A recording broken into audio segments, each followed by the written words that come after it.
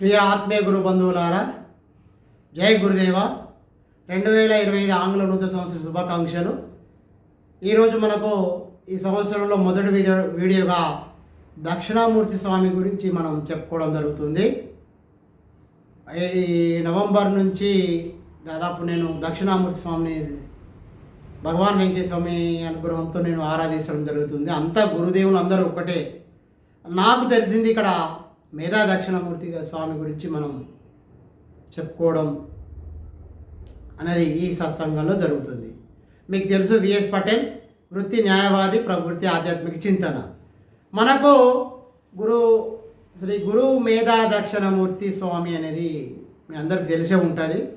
దత్తాత్రేయుడు ఇలానో మన గురు మేధా దక్షిణమూర్తి కూడా అలానే. ఇది సాక్షాత్తు గురు మేధా దక్షిణమూర్తి ఎవరు కాదు, పరమేశ్వరుడే.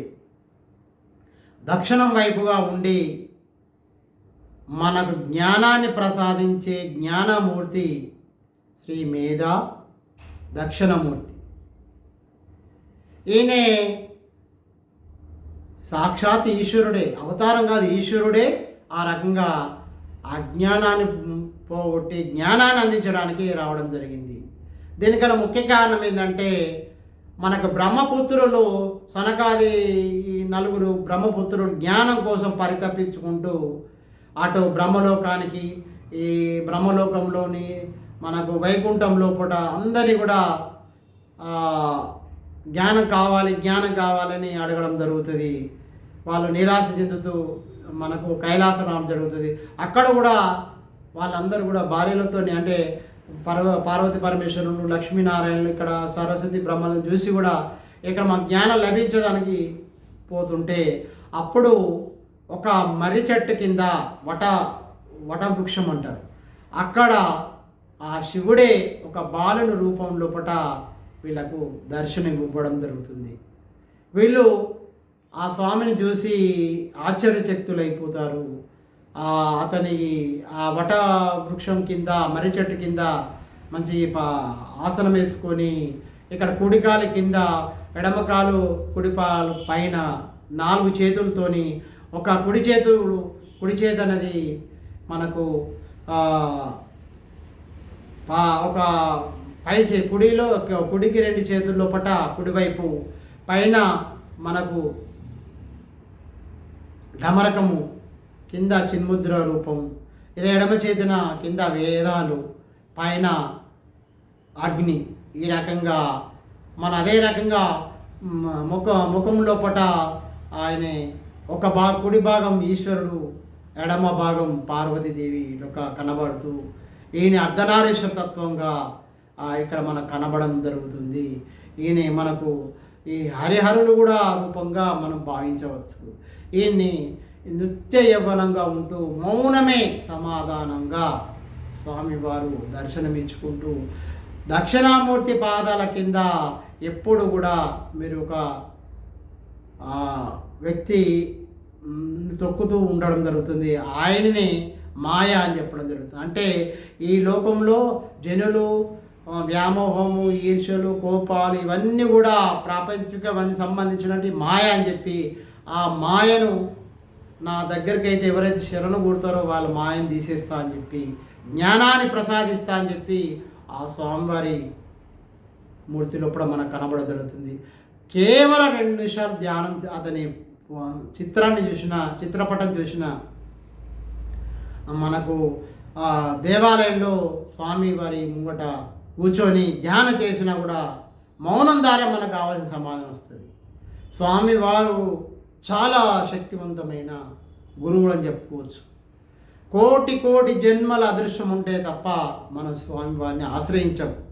శ్రీ గురు మేధా దక్షిణమూర్తి కోటి జన్మల ప్రాపంచిక కర్మలన్నీ పటాపంచలు చేస్తారు, చెడు కర్మలన్నింటినీ తీసేస్తాడు. అంత శక్తివంతుడు. ఈవెన్ ఇక్కడ ఏలినాటి శని దశలో శని వక్ర మార్గంలో ఉన్నా కానీ, ఈ రకంగా ఎటువంటి వాటినైనా కూడా గ్రహాల దోషాలు కూడా తీసేసే శక్తి స్వామికి ఉన్నది. అదే రకంగా ముఖ్యంగా మనకు స్వర్ణ మేధా దక్షిణమూర్తి అంటాం. ఇక్కడ స్వామివారిది మనకు చెప్పవలసింది ఏంటంటే ఆయనే సాక్షాత్ ఈశ్వరుడే కాబట్టి ఐశ్వర్యకారకుడు.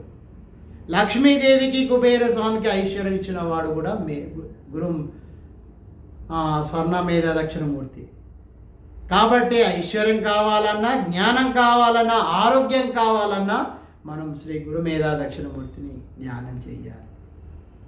ఈ రకంగా స్వామివారి ధ్యానం నేను 2024 నవంబర్ నుంచి భగవాన్ వెంకయ్య స్వామి ఆశీస్సులతో నేను స్వామివారి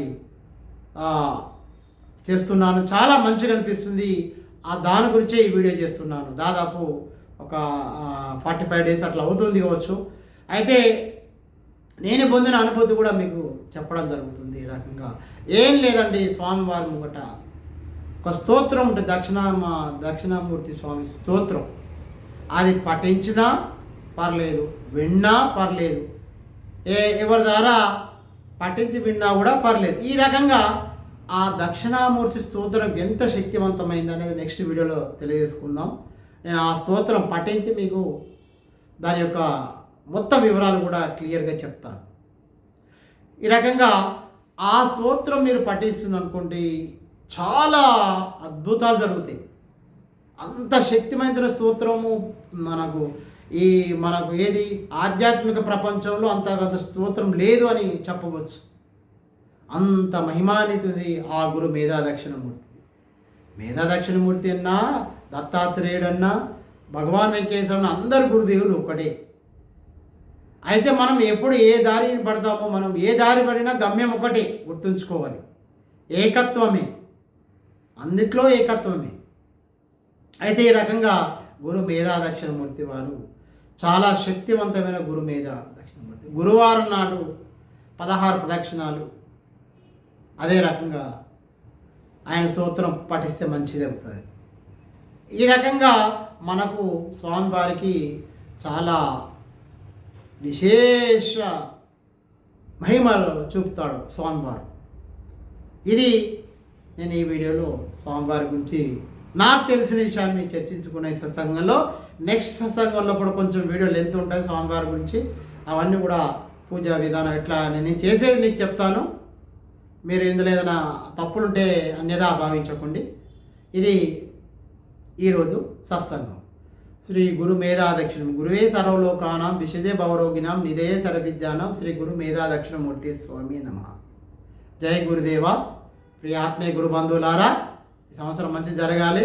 ఆ గురు మేధా దక్షిణమూర్తి, ఆ వెంకయ్య స్వామి దేవాలు అందరూ బాగుండాలని కోరుకుంటూ మళ్ళీ కలుద్దాం. లైక్ చేయండి, షేర్ చేయండి, సబ్స్క్రైబ్ చేయండి. జై గురుదేవ.